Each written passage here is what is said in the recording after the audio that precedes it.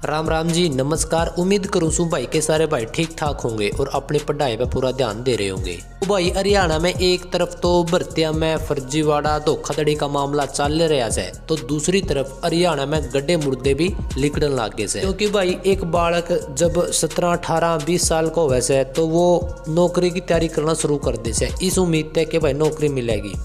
20 उम्र होवे, फिर 22 होवे, 25 होवे, किते किते उसका सिलेक्शन हो भी जावे, किते किते उसका सिलेक्शन रुक भी जावे। 25, 28 या 30 की उम्र में उसने जाके कोई छोटी मोटी नौकरी मिले से। अब नौकरी उसने मिल भी गई, लेकिन भाई कोई उम्मीद ना है कि उसकी वह नौकरी उसके पास रहेगी। कुछ ऐसा ही केस हरियाणा में होया से, इस वीडियो में आपने पूरी जानकारी मिलेगी।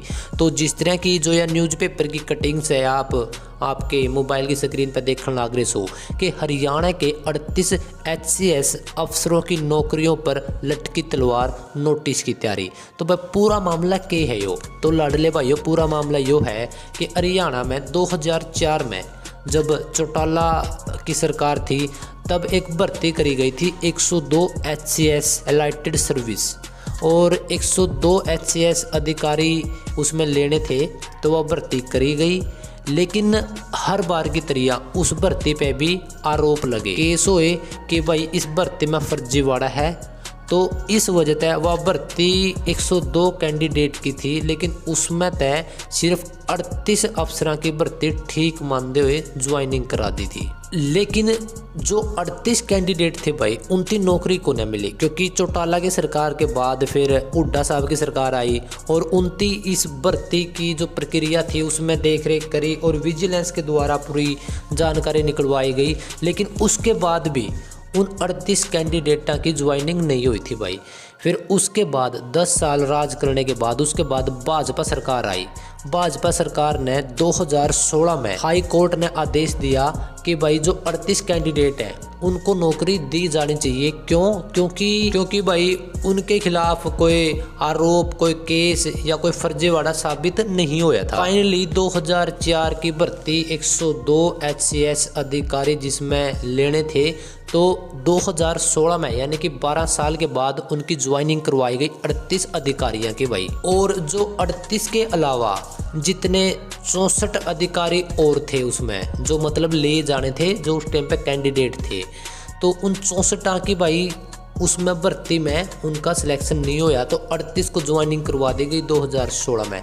तो ये मैटर यो उठ रहा है कि जो 64 कैंडिडेट थे जिनकी ज्वाइनिंग कोने हुई थी, और उनमें थे कुछ ने 22 कैंडिडेट ने जो 38 कैंडिडेट हैं जो इस टाइम HCS है उनके खिलाफ केस कर रखा है। और यो केस ईब नहीं, यो केस उसी टाइम का कर रखा था जब इनकी ज्वाइनिंग हुई थी। उन 22 कैंडिडेटा का या और भी हो सके हैं, फिलहाल 22 बताया गया है। उनका यो कहना है कि भाई या तो इनको ज्वाइनिंग, या तुम्हारे को भी ज्वाइनिंग दी जाए या फिर इनकी ज्वाइनिंग रद्द कर दी जाए। क्योंकि लाडले भाइयों, उनका यो कहना है कि भाई जब पेपर एक होया था तो इतना भेदभाव क्यों?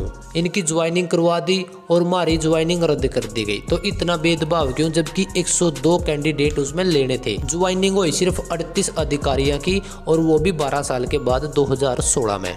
और उस सारा मैटर के भाई तार अब 2021 वाले मैटर तय बिल्कुल जुड़ गए हैं। 2021 वाला मैटर जो आप देखने लग रहे हो, फर्जीवाड़ा, जो अनिल नागर HCS अधिकारी है, उप सचिव है, तो वो अधिकारी उस भर्ती में था, यानी कि उन 38 में इसका भी नाम है।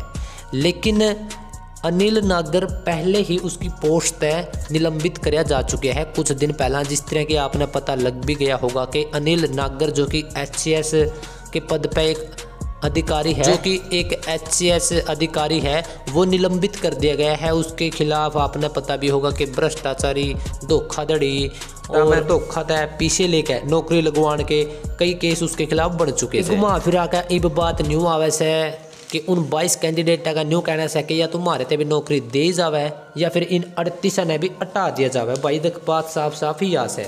तो इब सरकार क्या करेगी? तो सरकार भाई इब एक नोटिस तैयार करने लग रही है, और ओस कैसे कि भाई इनती भी हटा दिया जावे। लेकिन फिलहाल सस्पेंस में से यह बात, क्योंकि दूसरी तरफ हाई कोर्ट ने यह बात बिल्कुल एक्सेप्ट कर ली थी कि 38 बिल्कुल साफ से हैं, तो इनकी ज्वाइनिंग करवा दी जाए, और उसी के बेस पर वह ज्वाइनिंग करवाई। और जो भाई 22 दावेदार हैं उनका यो कहना है कोर्ट में कि जो 38 ने तय ज्वाइनिंग करवा रखी है उसके समान हमारी योग्यता है, फिर हमें ज्वाइनिंग क्यों नहीं दी गई और उनको ज्वाइनिंग क्यों दी गई। भाई देखे जाओ तो उनका भी पॉइंट सही से। तो लाडले भाइयों, इसी वजह से जब ये वीडियो की स्टार्टिंग करी मैं आप तय इसी वजह से बात कहूँ था कि भाई कोई भी ज़रूरी नहीं है कि अगर आप तय कोई नौकरी मिल गई है तो वो क्या आपके पास परमानेंट रहेगी।